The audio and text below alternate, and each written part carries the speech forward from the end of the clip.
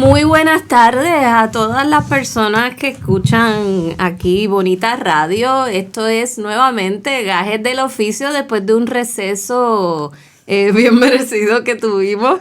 Volvemos mi compañera Carmen Enid Acevedo y yo soy Mari Narváez en Gajes del Oficio. Hola Carmen Enid. Hola Mari, qué bueno que retomamos Gajes del Oficio. No lo habíamos retomado además de porque el año terminó difícil, porque los periodistas parece que no quieren que nosotros los entrevistemos. Tienen como una crisis y no nos contestan la llamada. Mire, relájense, que nosotros lo que queremos es hablar del oficio. Tienen que cambiar el horario. Rayos, es que tenemos es hoy. que hay diferentes horarios. Hay diferentes Porque horarios. es un horario obsceno.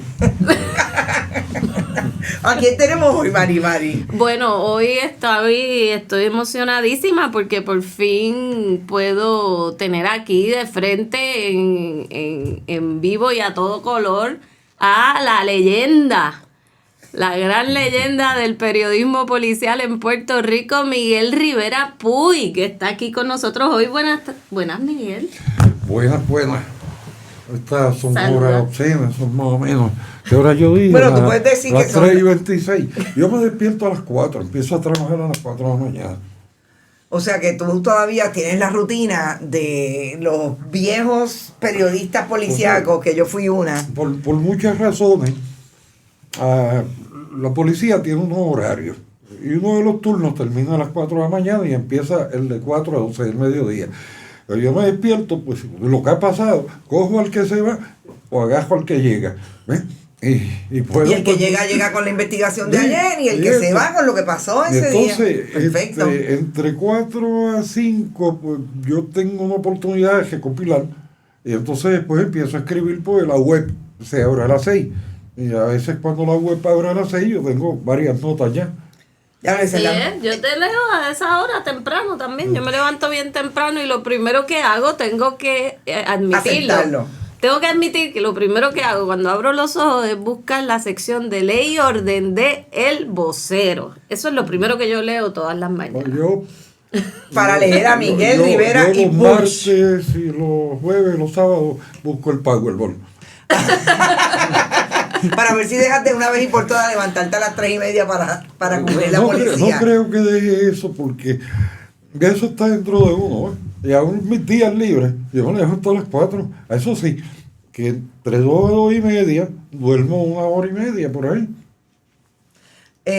O sea que por eso es que tú tienes esta crisis. Por eso es que yo digo que es una hora obscena, pues es mi hora de hacer la siesta. Pero yo le digo que esto es hoy nada más, o sea. Bueno, esto es hoy por culpa de él. Porque él puso la hora, ¿no? Porque es que él tiene tantos compromisos y por la...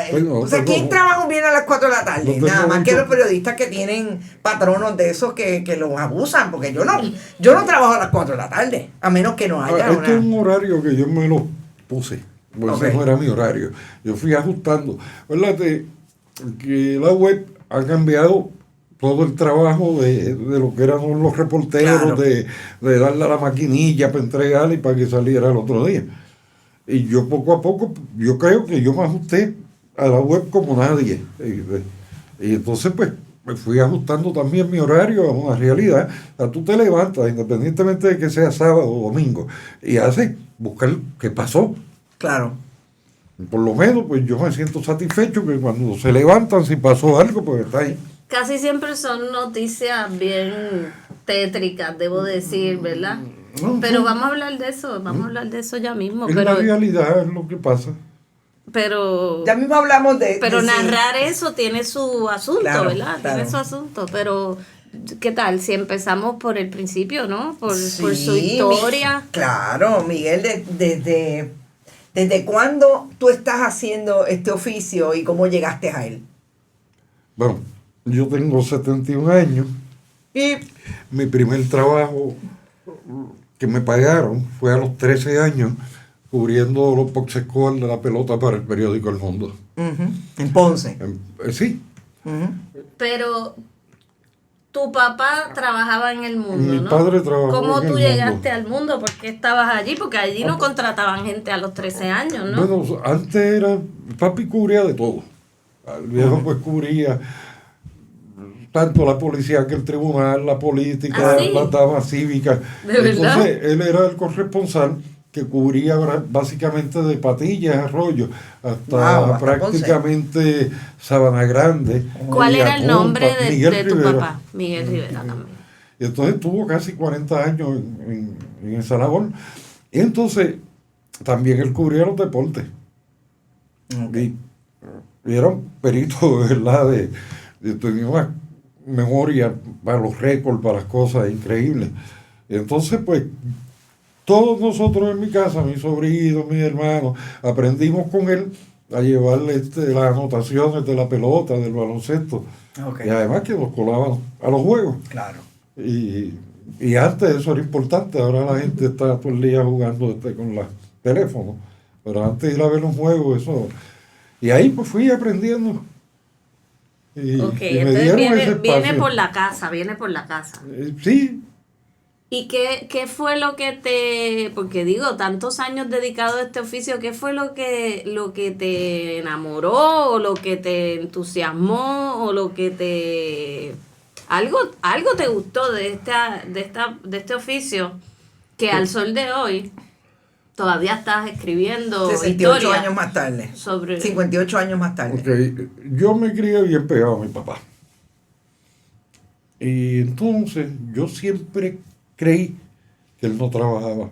Se divertía tanto. Y yo dije, yo tampoco quiero trabajar. Y quiero un trabajo donde yo trabaje. Donde yo goce. Claro, te equivocaste bien duro. Fíjate, yo voy a traer aquí una línea de un reportaje que hizo el New Yorker publicó ayer, sobre un periodista que está hablando de la crisis que estamos viviendo en el periodismo, pero sobre todo en los medios tradicionales. Y una de las cosas que decía es que él fue a esta redacción a hablar con los periodistas. El periodista pues no es tan viejo como otra gente.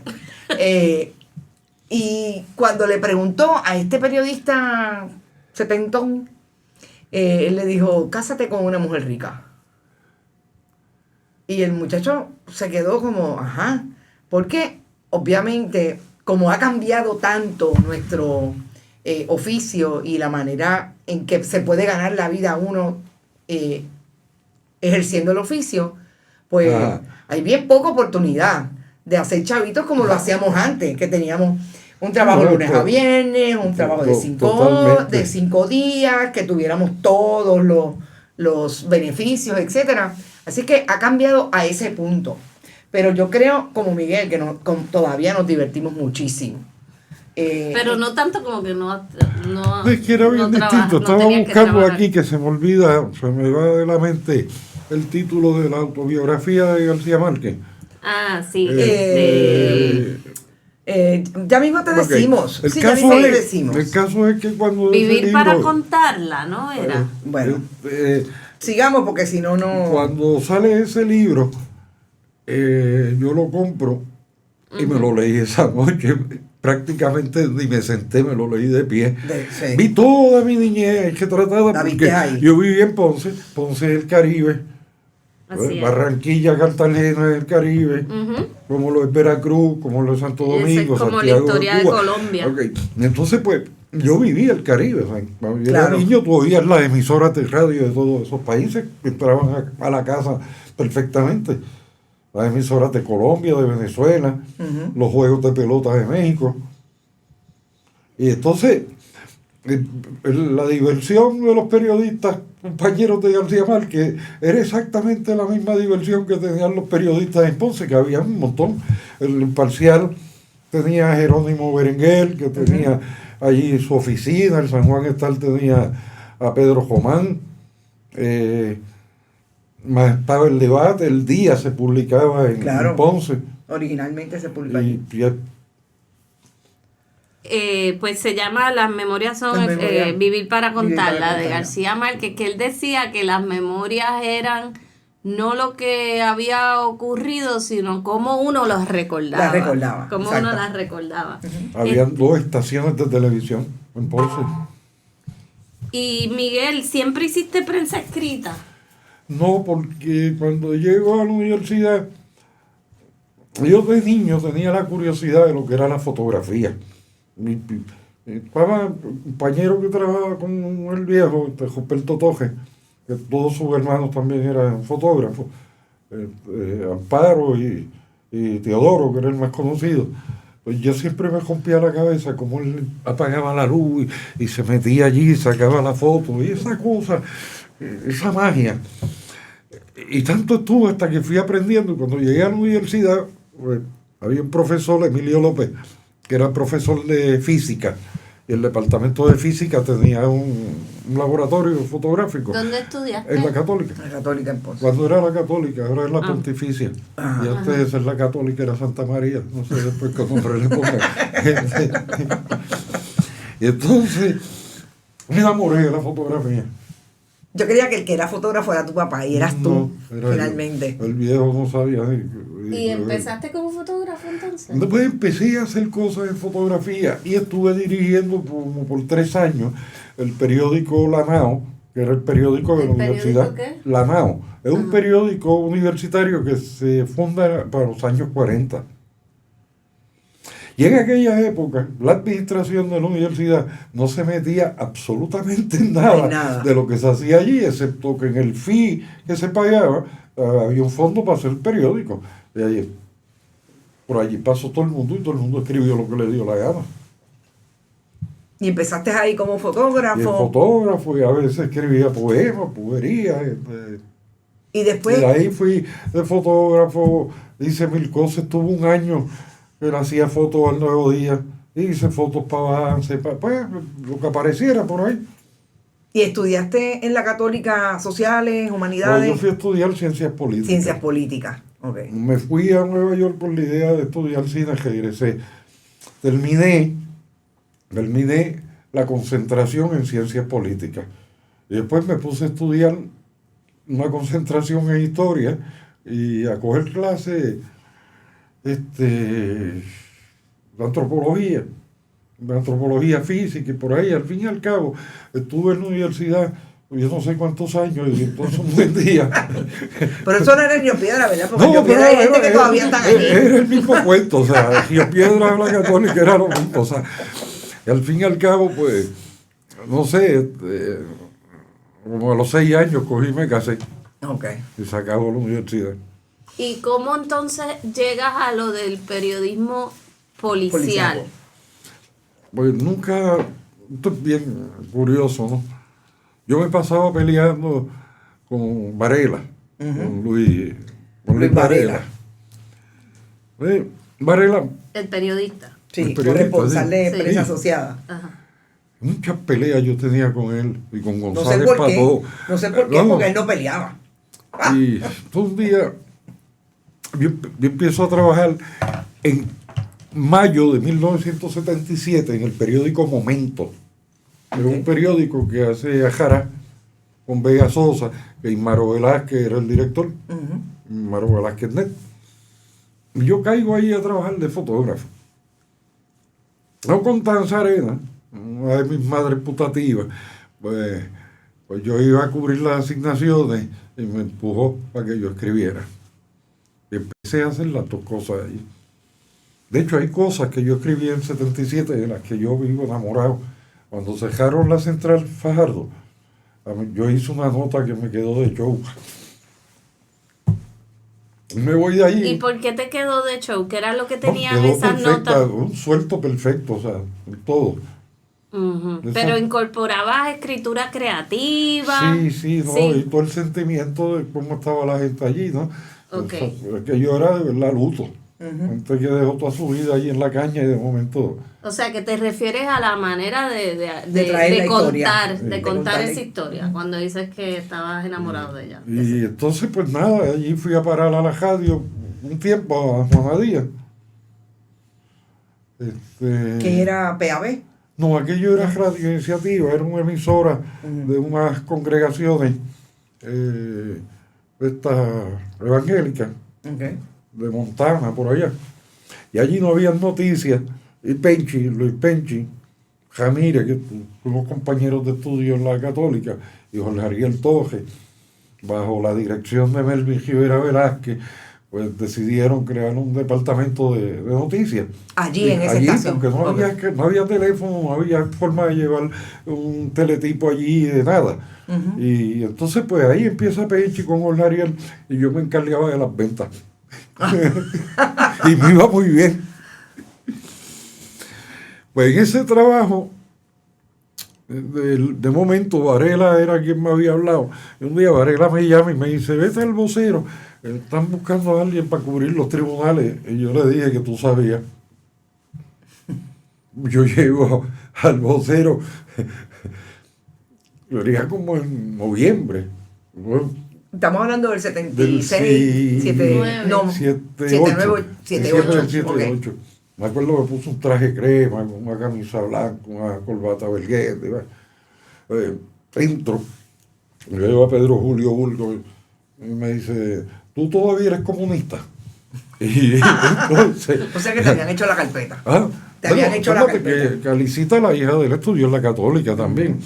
Y hay unas personas que todo el que es independentista, pues es comunista. Es comunista.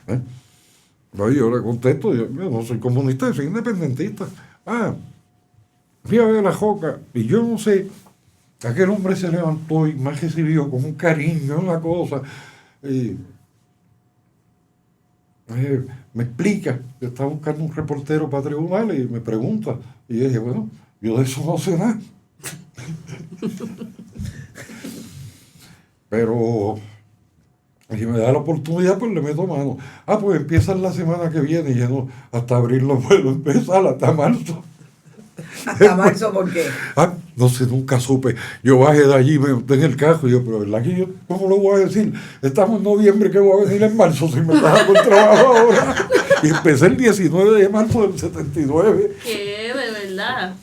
O sea que te y dejó... me esperó hasta marzo. Pero fíjate que tú has dicho dos cosas que me parecen importantes. Por un lado, tú no estudiaste periodismo. No, ni lo estudiaría. Por otro lado, eso vamos ya mismo. Por otro lado, que dices que lo más que te llamó la atención del oficio eran, o sea, te ofrecieron los tribunales y tú no sabías nada de tribunales. Pero hay que saber algo de los tribunales para ser periodista de tribunales. Mira, ahí yo me voy a el tiempo que estuve estudiando ciencias políticas. Eso fue la llave. Yo llegué entendiendo cómo era el gobierno, cómo trabajaba el gobierno, claro. Como entre otras clases tú cogías derecho constitucional, y, o sea, que tampoco tú llegabas sin saber nada. Ibas mucho mejor orientado a enfrentarte a lo que era la sociedad con lo que habías aprendido estudiando política que con lo que hubiese aprendido estudiando periodismo. Porque por lo menos sabía qué era cada cosa. Y cómo funcionaba. ¿Y tú partes de eso haciendo referencia a la escuela de periodismo propiamente o a lo que tú has visto pasar? Al resultado de las escuelas. De las escuelas. Sí. Porque... Tener que bregar con muchachos que acaban de salir de la universidad y no entienden por qué hay una Cámara, por qué hay un Senado. Pero caramba, bueno, eso está fuerte, Miguel. O sea... No, a veces que no, sí, que hay gente que no sabe que las tres ramas de gobierno, eso... ¡Wow! Bendito sea Dios. Sí, digo, yo sé qué pasa. Yo sé qué pasa. Pero, exacto. Pero, por ejemplo, yo soy producto de la Escuela de Comunicación. Y yo llegué a la calle a cubrir información sabiendo lo que eran las tres ramas de gobierno, que Puerto Rico tenía un sistema republicano de gobierno, etcétera, etcétera. Pues sí, ¿tú crees que eso se ha recrudecido o siempre ha sido así? Yo por es la experiencia que tú has tenido. El contacto que yo tengo con los jóvenes. Ajá. Me quedan como que en un medio vacío de muchas cosas. Okay. Yo nunca he sido un gran lector, pero leo. Y yo, si me dicen mañana tienes que hacer esto, cojo toda la noche para prepararme. Claro. ¿Ves? Y yo no sé, cuando yo empecé a trabajar en ser periodista no tenía el glamour, ni tampoco yo quería salir en televisión, ni ser galán de novelas, ni nada de eso, ¿no? Y entonces... ¿Tú no querías que te pagaran la boda? Por eso, porque ahora, pues, entonces, en un momento dado, las escuelas de comunicaciones, el que entraba allí salía con la expectativa de que iba a ser una estrella, de que un día vea o te veía, le iban a ir a la casa a entrevistarlo para que vean cómo fregan los huevos. Pues. Ahora es que pueden ser influencers. Ahora, obviamente, tiene una exposición, pero es una exposición súper diferente. Pero también yo recuerdo, ¿verdad? En defensa de los jóvenes, vamos, cuando yo empecé también el periodismo a los 20 años, yo no sabía un montón de cosas. O sea, también, ¿verdad? Nosotros, sobre todo ustedes, ¿verdad? Que son más viejos que yo, Ay, pues bien, después que uno ha vivido y ha experimentado y ya a estas alturas, pues claro que uno sabe un montón de cosas, pero no las puedes saber cuando tienes 20 años, porque la vida es así.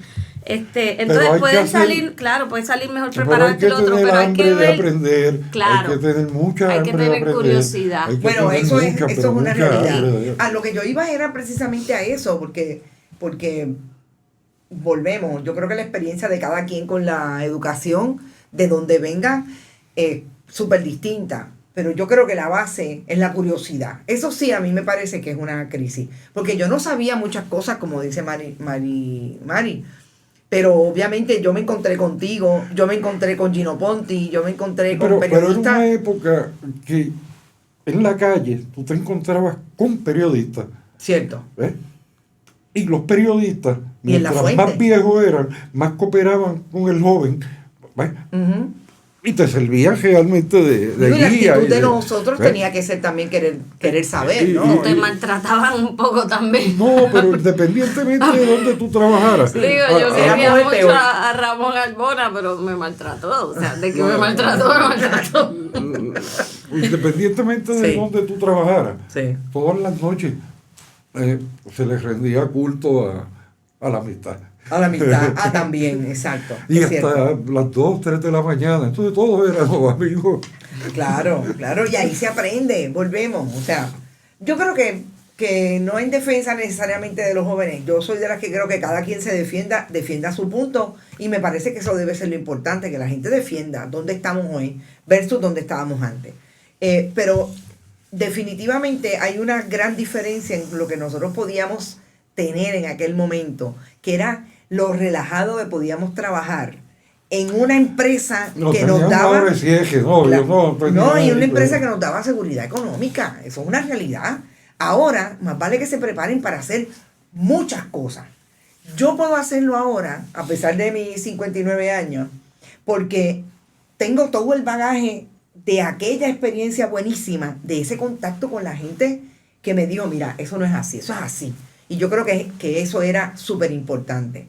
No sé si necesariamente los de ahora, algunos no tendrán la actitud, pero sobre todo no tienen ni el tiempo. Y yo creo que eso es básicamente una de las crisis. Que nunca se le excusa. Hay un centro como antes. No hay un centro, eso es cierto. Sí, y que sea... yo me acuerdo aquella primera fiesta de periodistas en la Luna.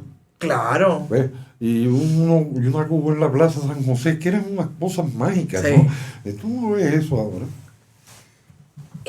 Miguel, y entrando un poco más, ¿verdad? En la sustancia del trabajo que has hecho por tantos años y que sigues haciendo, quisiera escucharte, ¿verdad? Porque cubrir la policía, pues es una situación bien compleja, porque muchas de tus fuentes vienen de la policía misma o de la oficialidad, y siempre para un periodista eso puede ser peligroso en términos de que uno a veces termina creyéndose lo que te dicen las fuentes, ¿no? ¿Cómo haces para mantener, ¿verdad?, esa búsqueda de la verdad sin necesariamente validar siempre la información oficial, si es que eso es lo que piensas, ¿no? No sé, quisiera saber cómo manejas eso de que la fuente oficial, hay algo de la oficialidad que siempre nos trata de engatusar. A mí incluso, que trabajo fiscalizando a la policía, me pasa que a veces veo un caso bien terrible Y le quiero dar el beneficio de la duda todavía al policía, a pesar de la experiencia que tengo, que sé que la policía miente de manera formal, o sea, institucionalmente, Burda. mienten constantemente, y aún así como que uno de primera instancia, ¿verdad? Quiere creer esa versión. ¿Cómo se hace como un periodista para no caer en esa debilidad y tener un balance entre las fuentes oficiales y las no oficiales? Más esto es bien fácil, o sea, son un laberinto de cosas. Y si no es por aquí, es por allá, o es por acá, pero en algún lado está la información más o menos próxima a lo que es la verdad. Yo llamo aquí, llamo allá, a que él me contó, pero busqué por acá. En algún lado siempre hay tracto. Esta semana, que no pude escribir, los de vehículos hurtados paran a un muchacho, el muchacho se va a la fuga, el muchacho acaba chocando, pero tiene un tiro del omoplato, obviamente. Acaba chocando con primero, un tiro del la omoplato. reforma prohíbe esas persecuciones y tú no te coges un tiro del omoplato de frente. De frente, exacto. Y podrán escribirlo allí, pero ya yo tengo un cuadro, o sea, el tipo no tenía por qué perseguirlo porque está prohibido que se vaya en esas persecuciones, y si tiene un tiro en la espalda, pues nada más con el testigo, El caso de este muchacho que mataron, el adolescente que mataron ahí en Puerto Nuevo. ¿Sabes? El chamaco entra en una calle sin salida, se ve que él trata de virar, trepa el casco en la acera, ya le han bloqueado, y ahí 60 y pico de Castillo. Sí, que hay que preguntarse, no hay nada que preguntar. El caso lo terminó la investigación el NIE. Y no ha pasado nada. Bueno, yo no sé cuál es la recomendación, pero el caso lo tiene Manuel y allí. Domingo Emanuel y Departamento de Justicia. Por eso, el caso está en justicia. Cuando ese caso ocurre, allí hay un sargento que dice, yo le dije a estos que no dispararan. Hay una agente que ahora es sargento, que le agarra inclusive la mano a una de las nenas nuevas para que no dispare. Cuando llegan al cuartel, nos coge Betsaida, Quiñones, y les da fuerte a los que van a ser sus testigos. Y yo, pues, tú me vas a estar aquí sin hablar, ya yo soy sospechoso, pues me callo. ¿Y por qué crees que esos casos, ¿verdad?, son tan evidentes, el abuso para personas como nosotros, ¿verdad?, y para el periodista, para los que estamos de espectadores, para los que estamos leyendo, para abogados, para todo tipo de gente lo ve? Se criticó, la gente se indignó. ¿Y por qué no pasa nada con esos casos a nivel legal? ¿Por qué crees que una cosa tan burda, tan evidente, se queda como en la impunidad? En la época que Carmela estaba en la calle, había una comisión de derechos civiles que estuvo desmantelada, y había mecanismos civiles para... Yo demandé a un fracatán de gente, un montuteo, tenía el respaldo del periódico, porque demandar a chavo. ¿Crees que esos mecanismos se han ido erosionando? Primero, ¿Crees que hay más impunidad ahora? Sí la hay, porque no hay medios, no hay quien... No hay mecanismos de fiscalización institucionales. No. Y ese respaldo económico que había antes para tú poder demandar y exigir. Sí, ahora no se puede casi ni demandar, porque de promesa para acá ha sido paralizada muchas demandas. Yo demandé a Toledo porque yo quería ver un expediente de un oficial. Me acuerdo de eso. Y Toledo se hizo el loco y el juez Hermida nos mandó a buscar la que estaba, y entonces apareció el expediente. Y se acabó. Se acabó.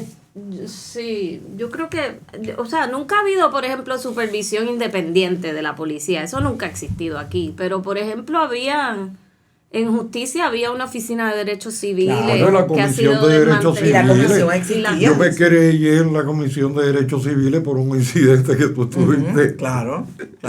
Y bajaron un informe. Exacto. Hablando de los eventos que has vivido, Miguel, una vez tú también has sido atacado directamente. Yo soy así, pero bueno.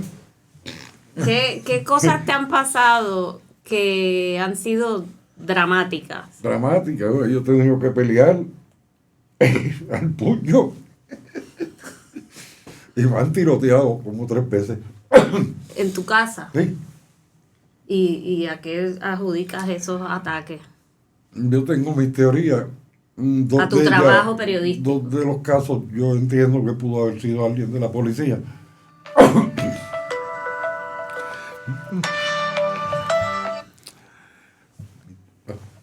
Que me está llamando mi prima. Ah, ok. A mi tía ahí, malita. Mi tía tiene como. Pues la como llama 28 ahorita, años. la llama Yo ahorita. la llamo ahorita. Estamos. ¿Tú crees que fueron policías mismos? En 2 de los casos no lo sé, pero había razones para yo. En otro, pues, pudo haber elementos de estos, títeres de estos narcotraficantes. Pero todo vinculado a tu trabajo A mi periodístico. trabajo, sí. Yo me acuerdo la noche que salió de Mis Quiñones, Mi Universo, pues mi hija estaba hospitalizada y yo llevaba 2 días, 3 días quedándome con mi hija en el hospital.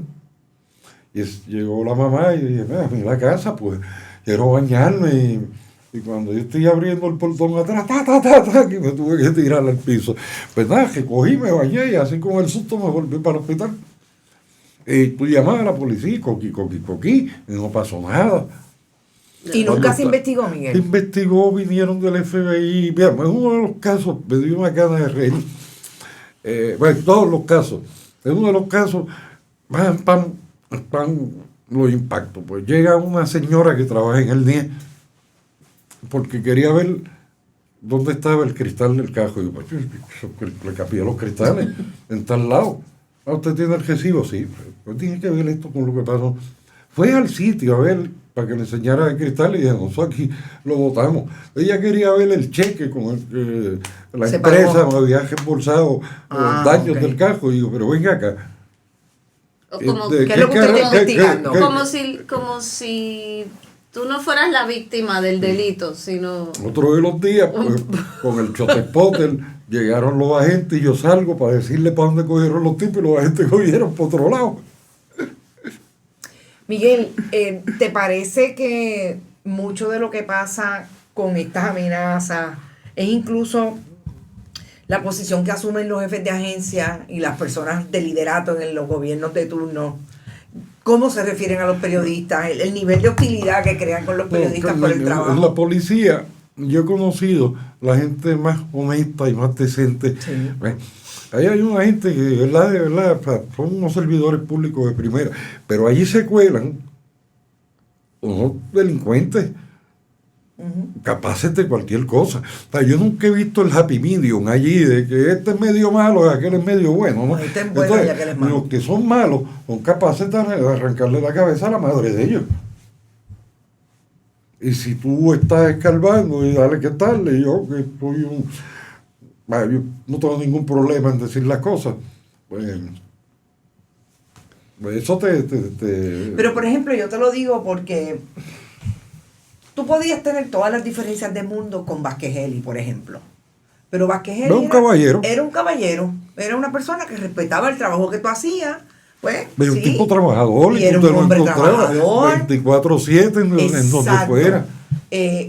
Pero cuando tú hablas ahora, por ejemplo, la manera en que se refiere Antonio López Figueroa y en este momento él a lo que pasa y a las coberturas que nosotros hacemos, a los cuestionamientos que le hacemos a la policía, es siempre los de él son buenos y los demás son malos. No, el problema no es Antonio López Figueroa.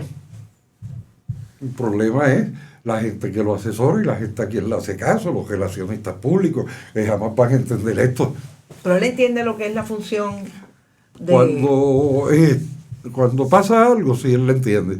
Pero él proyecta otra cosa, pues... Porque le dicen que Porque tiene que le hacer, le cambian la... Pero por lo menos que investigue antes de defender a los policías Sí, pero es que inmediatamente. no hay... Que eso es lo mínimo que esperaría la ciudadanía. O sea, pues la gente, los servidores públicos, igual que los periodistas, no se deben a la ciudadanía, ¿verdad? Si Al él no- mejor si él no bienestar se de da la ciudadanía. cuenta, él no se da cuenta que a la larga él cae mal con eso.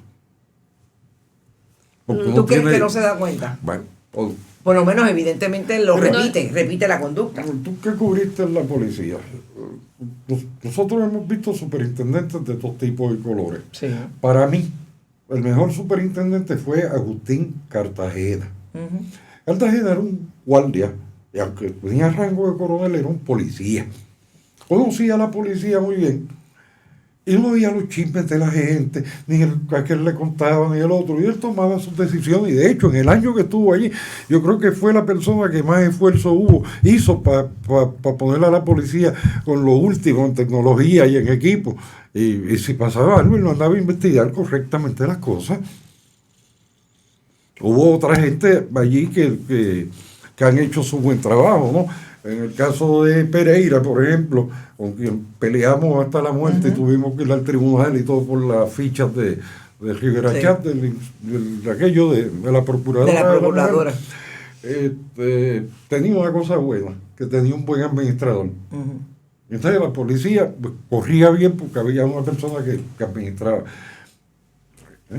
Otros superintendentes que han sido policías, como por ejemplo Caldero, pues llegó allí en una actitud ultra autoritaria y con una buena relación con la prensa, pues empezó a confrontar.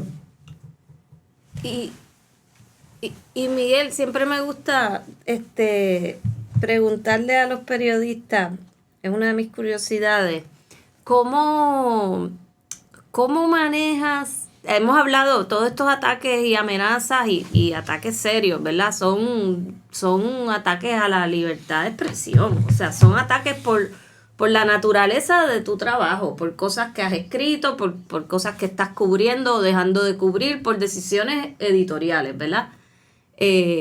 ¿Cómo manejas o has manejado durante tu trayectoria este otro tipo de censura que es la autocensura? La que nos imponemos nosotros mismos a veces durante el trabajo. Yo siempre la combatí. Ahora, no sé si porque estoy viejo, pues,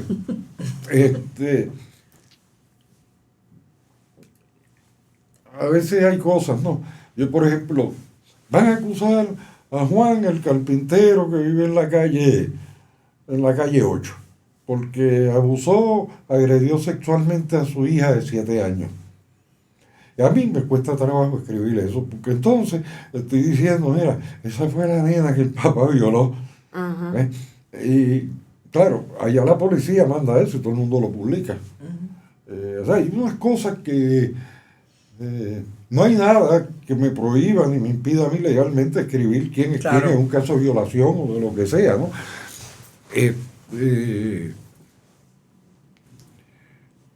Pero hay unas cosas que se convierten, no es lo mismo el monstruo este que mató a la bebé, los 2 monstruos que mataron a los bebés, a un caso de una niña que tiene 7, 8, 9 años y que tú vengas y digas, este es el papá, vive aquí, pam, pam, pam. A mí esas cosas no me gustan, a mí.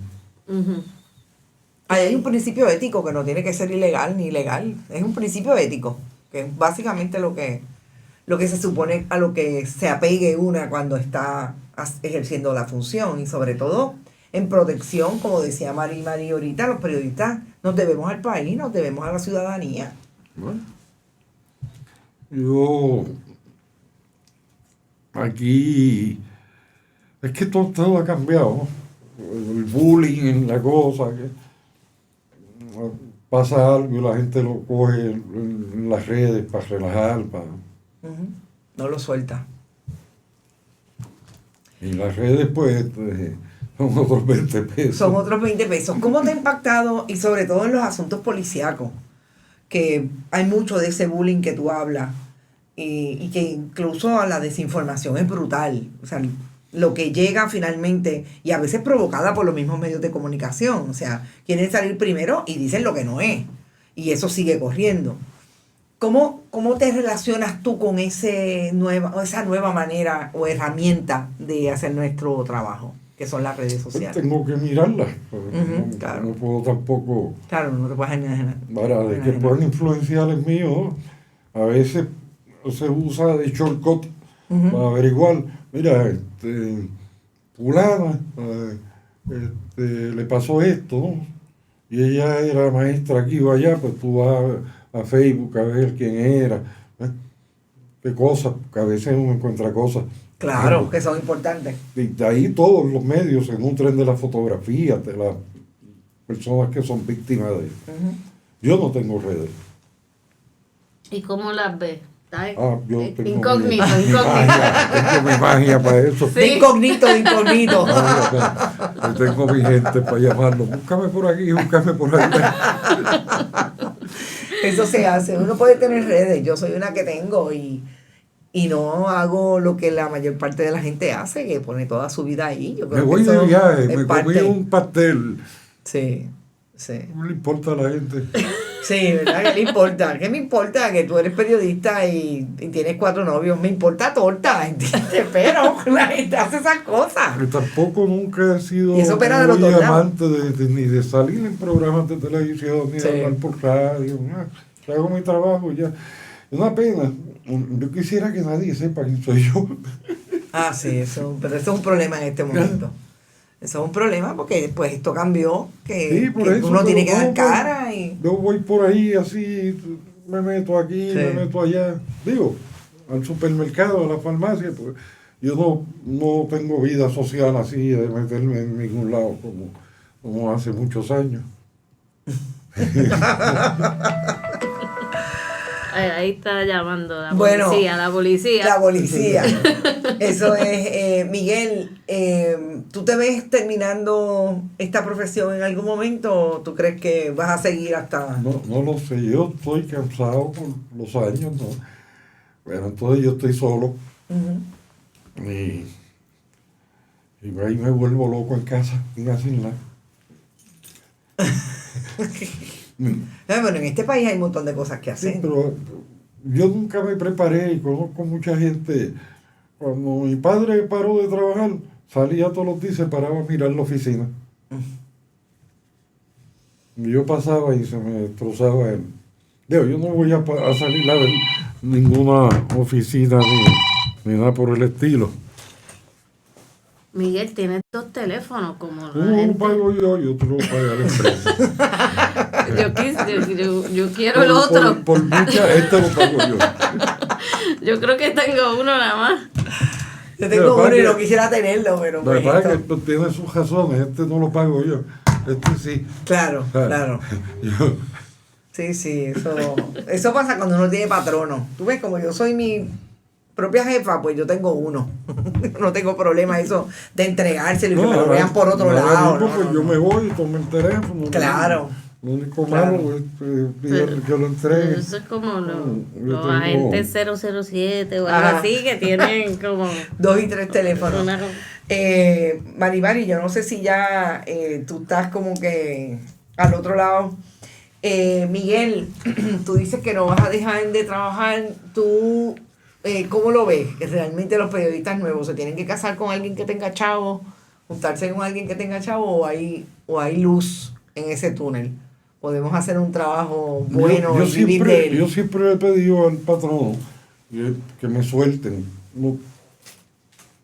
Me soltaron uno que después se fue porque quería estudiar medicina, el chamaquito. Le digo, mira, alguien tiene que aprender la maña. Claro, exacto. Hay que hacer La relevo maña generacional. y sobre todo el manejo de fuentes que aquí todo el mundo, se Exactamente. colgó. Eso es así. porque no existen ya aquellos Sí. lugares. Sí. De Eran encuentro. las iglesias aquellas que iban, Sí, la la iglesia que fortuna, yo- la imperial, exacto, o sea, nosotros veíamos unos cultos allí por la noche bien fervorosos. Fíjate, Miguel, yo te diría que por lo menos mi experiencia no es ni siquiera que no existan. Yo creo que la gente no sabe cómo abordar a personas que son importantes para que te puedan proveer información y tú puedas seguir más allá del dijo, manifestó e informó, porque es el periodismo que estamos viviendo desde muchas instancias. Es que no hay acercamiento posible. Yo decía en un momento que yo leo historias que yo sé quién fue la fuente. O sea, Pues mira, no pueden uno- proteger a ese nivel. Uno de los problemas, por ejemplo, que no es mi caso, Ujú. es que hay periódicos, hay medios que le exigen a la gente que cite. Ah, sí, eso es un problema. Exacto. Oye, Si Eso tú hace. sabes que yo te voy a citar, pues tú no me Pues vas tú a no me vas contar. a dar información, exactamente. Cuando Sí. tú y yo tengo cosas cómicas, ¿no? Que pasan, ¿cómo este se enteró o no se enteró? Sí. O sea, que Pues tú crees que básicamente también el problema es medios de comunicación que no tienen tampoco el entendido de cómo es que uno llega a obtener información. Yo sé de oficiales que los han llamado a regañarlo porque alguien escribió, debo de escribir, que le han dicho, mira, tú le diste esa información a Miguel, ¿no? Pues está en mi teléfono, el polígrafo que tú quieras, o sea, yo no he hablado con él. Wow. También yo creo que hay una ligereza hoy día digo, las fuentes tardan en lo que uno, ¿verdad? A mí me parece que Claro. que Hay eso que es un cultivarla. trabajo que hay que cultivar y es a Claro. largo plazo, porque tú tienes que evaluar quién es esta persona, la tienes que probar varias veces. De primera instancia, puede que te diga algo importante, pero suelen ser relaciones sostenidas con el tiempo, ¿verdad? Claro, claro. Y a veces pienso que lo que pasa últimamente también es que hay como cierta ligereza, porque igual que, ¿verdad? Decían que el medio era el mensaje, pues no es lo mismo lo que una persona te dice por WhatsApp que lo que Claro. una persona te dice en una reunión cara a cara. Porque En los últimos años, de las cosas que más me han molestado a mí, son las continuas quejas, las pataletas de algunas relacionistas públicas, ¿no? Ah, no, eso. Llamando, yo escribí que pues, estoy haciendo mi trabajo. Entonces, Sí, el nivel de quieren interferencia. competir, de que déjanos yo tirar esto primero antes que se entere la prensa. Pues si ellos son periodistas. Y una cosa tan absurda, ¿no? Y entonces tú de verdad que drena. Sí, no, no, bregar con eso drena y finalmente tú sabes que es una falta de respeto a tu profesión, a tu trabajo. O sea, yo no me meto en el tuyo es proteger a tu cliente, pero caramba. Yo voy a alguna que otra conferencia de prensa, evito ir, ¿para qué? Exacto. Porque entonces, si es porque agestaron a 4 gatos y dale que tal, le dijeron lo que iban a decir y después tú quieres entrar a algo, se acabó. Es a nivel, exacto. O sea, se acabó la conferencia y no te dejan hablar sobre otro tema. Te entiendo, Miguel. Bueno, tenemos que cerrar. Miguel, nos faltan muchos temas, así que nos tienes que prometer que la próxima vez vienes un viernes un poco más tarde. Podemos grabar esto ahí en casa. No quiere grabar en la casa. Por eso, Gracias, porque, gracias Miguel por haber allí estado. hay café. Ok. Pues Aquí no yo no tomo te café. dimos ¿Tienes té? nada, pero- ¿Tienes té? ¿Tienes té? ¿Tienes té? También nosotros. También, ok. Tengo allí ortiga, de salvia, de guanábana. Bueno, será hasta la próxima. Hay que ver qué víctima se atreve a venir a caer del oficio. No, yo no tengo ningún problema. El único problema, como te dije, son mis horarios. Claro.